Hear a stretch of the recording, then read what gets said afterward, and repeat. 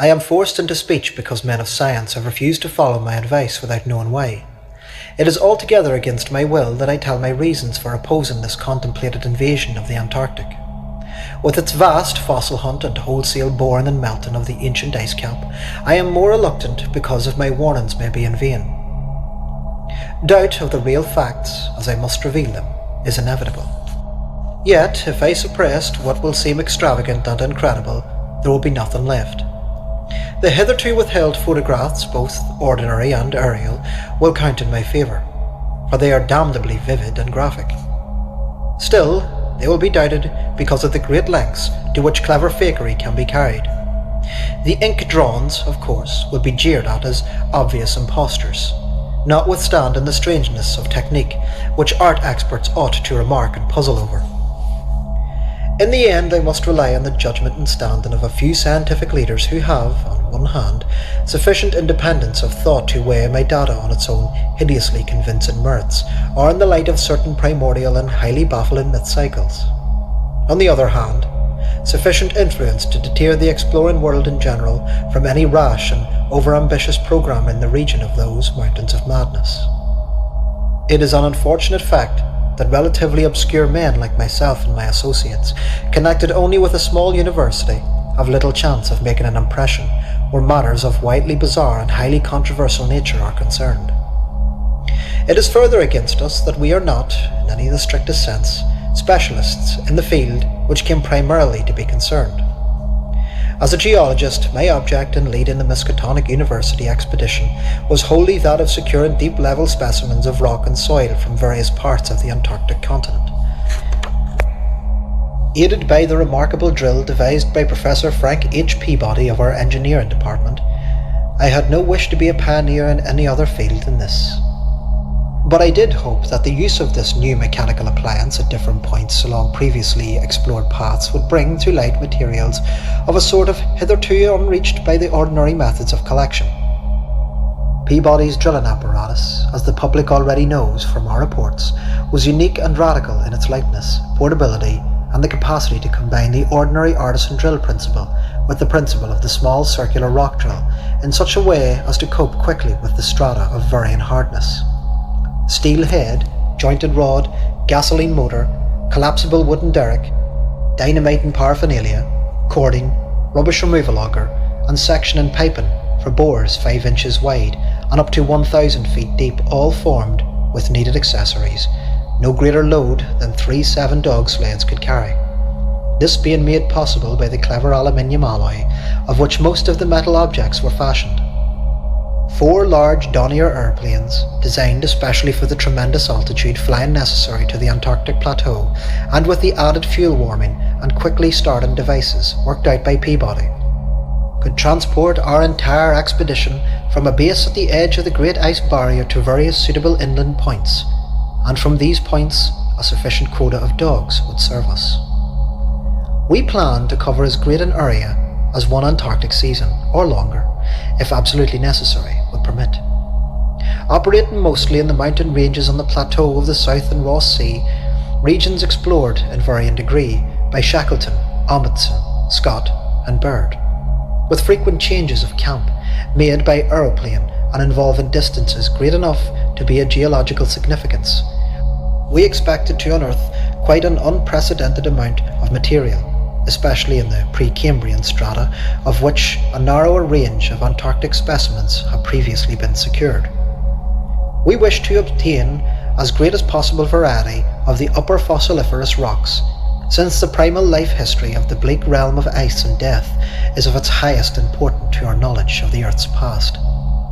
That the Antarctic continent was once temperate and even tropical, with its teeming vegetable and animal life, with its lichens, marine fauna, Arcadia, penguins of the northern edge only survivals, is a matter of common information, and we hope to expand that information in variety, accuracy and detail. When a simple boron revealed fossiliferous signs, we could enlarge the aperture by blasting in order to get specimens of suitable size and condition. Our borings, of varying depth according to the promise held out by the upper soil of rock, we were to be confined to exposed or nearly exposed land surfaces, These inevitably being slopes and ridges because of the mile or 2 mile thickness of solid ice overlaying the lower levels.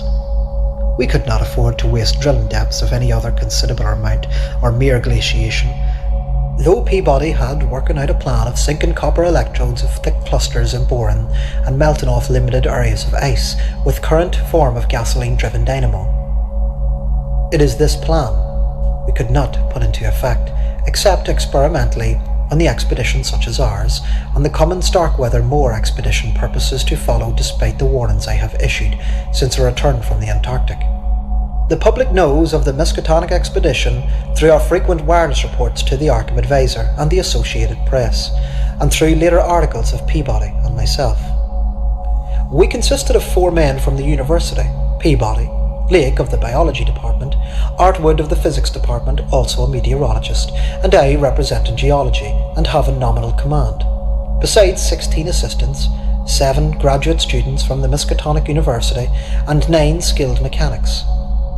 Of these 16, 12 were qualified airplane pilots, all but 2 of whom were competent wireless operators. 8 of them understood navigation with compass and sextant, as did Peabody, Artwood, and I. In addition, of course, our 2 ships, wooden ex-whalers, reinforced for ice conditions and having auxiliary steam, were fully manned.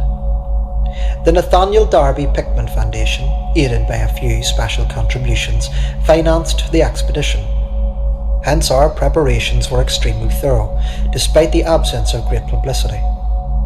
The dogs, sledges, machines, camp materials, unassembled parts of our 5 planes were developed in Boston, and there our ships were loaded. We were marvellously well equipped for our specific purposes and in all matters pertaining to supplies, regardment, transportation, and of camp construction. We profited by the excellent example of our many recent and exceptionally brilliant predecessors. It was the usual number and fame of those predecessors which made our own expedition, ample though it was, so little noticed by the world at large. As the newspapers told, we sailed from Boston Harbour on September 2nd, 1930, taking a leisurely course down the coast and through the Panama Canal, and stopping at Samoa and Hobart, Tasmania, at which the later place we took for final supplies. None of our exploring party had ever been to the polar regions before, hence we all relied greatly on our ship's captains, J. B. Douglas, commanding the brig Arkham, and serving as commander of the sea party, and George Thornvinson, commander of the Barque Miskatonic, both veteran whalers in Antarctic waters. As we left the inhabited world behind, the sun sank lower and lower in the north, and stayed longer and longer above the horizon each day. At about 62 degrees south latitude, we sighted our first icebergs, table-like objects with vertical sides, and just before reaching the Antarctic Circle, we crossed on October 20, with apparently quaint ceremonies. We were considerably troubled with field ice. The fall in temperature bothered me considerably after our long voyage through the tropics, but I tried to brace up for the worse rigours to come. On many occasions, the curious atmospheric effects enhanced me vastly. These included the strikingly vivid mirage, the first I had ever seen, in which distant bergs became the battlements of unimaginable cosmic castles. Pushing through the ice, which was fortunately neither extensive nor thickly packed, we regained open water at south latitude 67 degrees, east longitude 175 degrees. On the morning of October 26th, a strong land blink appeared on the south, and before noon we felt a thrill of excitement at beholding a vast, lofty and snowy-clad mountain chain which opened up and covered the whole vista ahead. At last we had encountered an outpost of great unknown continent and its cryptic world of frozen death. These peaks were obviously the Admiralty Range discovered by Ross, and it would now be our task to round Cape Adare and sail down to the east coast of Victoria Land to our contemplated base on the shore of McMurdo Sound at the foot of the volcano Erebus in south latitude 77 degrees 9. The last lap of the voyage was vivid and fancy-stirring. Great barren peaks of mystery looming up constantly against the west at the low northern sun of noon, or to the lower horizon gazing southern sun of midnight, pouring its hazy, reddish rays over the white snow, bluish ice and water lanes, and black pits of exposed granite slope.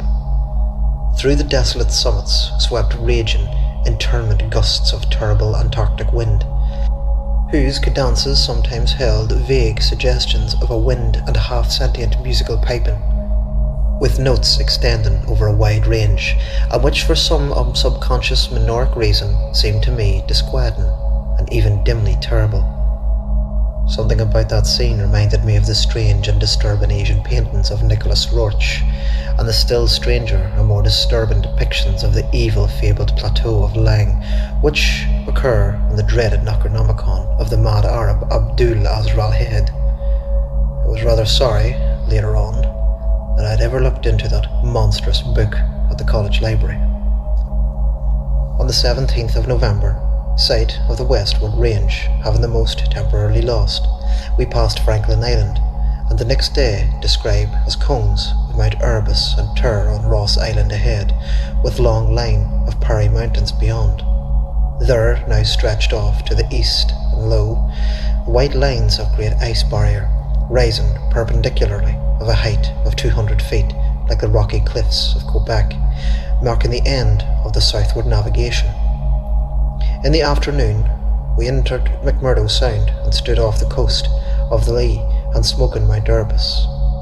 The Skoriak peak towered up some 12,700 feet against the eastern sky like a Japanese paint of the sacred Fujiyama, while beyond it rose the white, ghost-like height of Mount Tur, 10,900 feet in altitude, and now extinct as a volcano.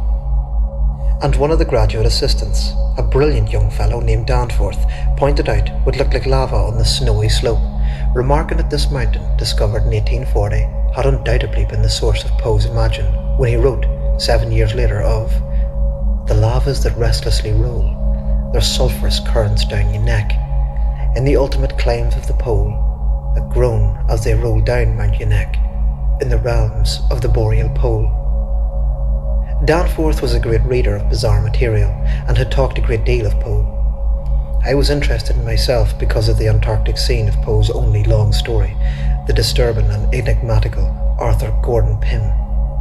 On the barren shore, and on the lofty ice barrier in the background, myriads of grotesque penguins squawked and flapped their fins, while many fat seals were visible on the water, swimming or sprawling across the large cakes of the slowly drifted ice. Using small boats, we effected a difficult landing on Ross Island shortly after midnight on the morning of the 9th, carrying a line of cable for each of the ships and preparing to unload supplies by means of breeches buoy arrangements. Our sensations on first treading Arctic soil were poignant and complex, even though at this particular point the Scott and Shackleton exhibitions that had preceded us, our camp on the frozen shore below the volcanic slope was one of provisional one, headquarters being kept aboard the Arkham. We landed on our drilling apparatus, our dogs, sleds, tents, provisions, gasoline tanks, experimental ice melting outfit, cameras both ordinary and aerial, aeroplane parts and other accessories, including 3 small portable wireless outfits, beside those in the planes, capable of communicating with the Arkham's large outfit from any point in the Arctic continent that we would likely to be visiting. The ship's outfit, communicating with the outside world, was to convey press reports to the Arkham Advisor's powerful wireless station at Kingsport's Head, Mass.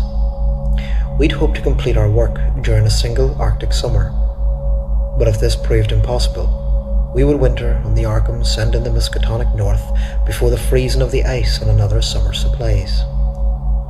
I need not repeat to the newspapers that have already published about our early work, for our ascent of Mount Erebus, our successful mineral borings at several points on Ross Island, and the singular speed of which Peabody's apparatus accomplished them, even through solid rock layers, our provisional tests on the small ice-melting equipment, our perilous ascent to the Great Barrier with the sledges and supplies, and the final assembling of the 5 huge aeroplanes at the camp atop of the barrier.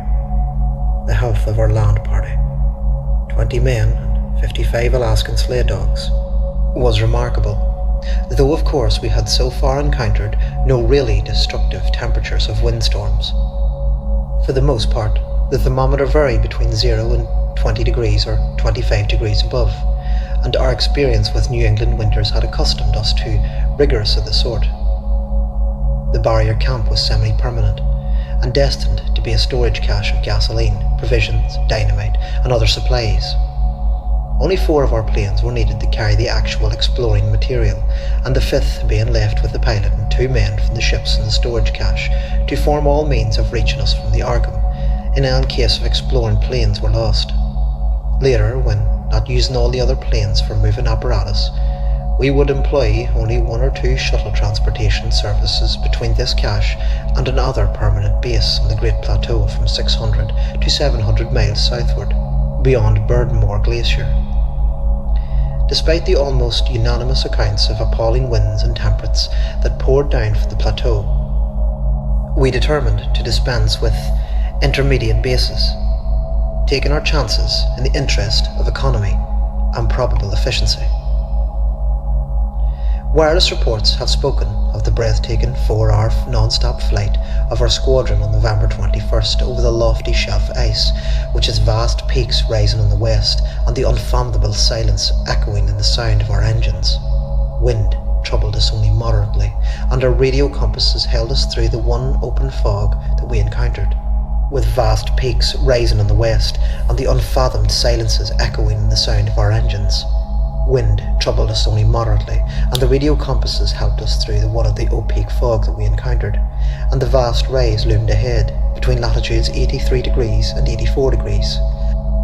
We knew we had reached Birdmore Glacier, the largest valley glacier in the world, and of the frozen sea was now giving place to the frowning and mountainous coastline. At last we were truly entering the white, aeon-dead world of the ultimate south, and even we realised if we saw the peak of Mount Nissan in the eastern distance, towering up to its height of almost 15,000 feet. The successful establishment of the southern base above the glacier in latitude 86 degrees 7 east longitude 174 degrees 23, and the phenomenally rapid and efficient borings and blastings made at various points reached our sleds tips, and the short airplane flights are matters of history, as is the arduous and triumphant descent of Mount Nissan by Peabody and the 2 graduate students, Gedney and Carroll, on December 13-15. We were some 8,500 feet above sea level when the experimental drilling revealed solid ground, only by 12 feet down through the snow and ice at certain points. We made considerable use of the small melting apparatus that sunk bores and performed dynamiting at many places where no previous explorer had ever thought of securing minimal specimens. The pre-Cambrian granites of Beacon sandstone, and thus it confirmed that our beliefs in the plateau was homogeneous with the great bulk of the content to the west, but somewhat different from the parts lying eastward below South America, which we thought to form a separate and smaller continent divided by larger one by a frozen junction of Ross and Weddell seas, though Byrd had since disproved of this hypothesis. In certain of the sandstones dynamited and chiselled after boring revealed their nature, we found some highly interesting fossil markings and fragments, notably ferns, seaweeds, trilobites, crinoids, and such mollusks, and lingulil and gastropods, all of which seemed to be real significance in connection with the region's primordial history. There was also the queer triangular, straightened marking about the foot of in greatest diameter which Lake pieced together from the fragments of slate brought up from the deep blasted aperture. These fragments came from a point to the westward near the Queen Alexandria Range, and Lake, as a biologist, seemed to find their curious markings unusually puzzling and provocative, though to my geological eye it looked not unlike some of the ripple effects reasonably common in sedimentary rocks. Since slate is no more of metamorphic formation into which the sedimentary stratum is passed, and since pressure itself produces odd, distorting effects on markings which may exist, I saw no reason for extreme wonder over the striated depressions. On January 6, 1931, Lake, Peabody, Danforth, and all 6 of the students, 4 mechanics, and I flew directly over the South Pole in 2 of the Great Plains, being forced down once by a sudden high wind, which fortunately did not develop into a typical storm. This was, as papers have stated, one of several observation flights, during others of which we tried to discern new topographical features in areas unreached by previous explorers. Our early flights were disappointing in this later respect, though they afforded us some magnificent examples of the richly fantastic and deceptive mirages of the polar regions, of which our sea voyage had given us some brief foretastes. Distant mountains floated in the sky as enchanted cities, and some often whole white world would dissolve into a gold, silver, and sackcloth land of Dustanian dreams and adventurous expectancy under the magic of the low midnight sun. On cloudy days we had considerable trouble in flying, owing to the tendency of snowy earth and sky to merge into one mystical, opalescent void with no visible horizon to mark the junction of the two. At length we resolved to carry out our original plan of flying 500 miles eastward with our 4 exploring planes and establishing a fresh subbase at the point of which would probably be a smaller continental division as we mistakenly conceived it. Geological specimens obtained there would be of desirable and purposes for comparison.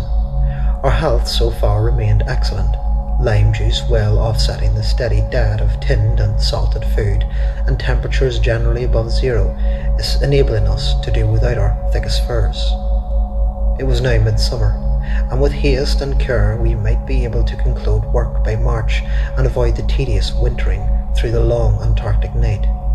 Several savage windstorms had burst upon us in the west, and we had escaped damage through the skill of Artwood in devising rudimentary aeroplane shelters and windbreakers for the heavy snow blocks, and reinforcing the principal camp buildings with snow. Our good luck and efficiency had indeed been almost uncanny. The outside world knew, of course, of our programme, and that it was told of Lake's strange and dogged instance on the westward, or rather northwestward, prospect and tip before our radical shift in the new base. It seems that he had pondered a great deal, and with alarmingly radical daring, over that triangular stated marking in the slate, reading into the certain contradictions in nature and geological period, which whetted his curiosity of the utmost and made him of avid to sink more borings and blastings into the wet stretching formation, which exhumed fragments and evidently belonged. He was strangely convinced that the markings of the print were some bulky, unknown, and radically unclassifiable organism of considerably advanced evolution, notwithstanding that the rock which bore it was so vastly ancient to date, a Cambrian if not pre-Cambrian, as to prelude the probable existence not only of all highly evolved life, but of any life at all above the unicellular or the most trilobite stage. These fragments, which their odd markings, must have been 500 million to 1,000 million years old.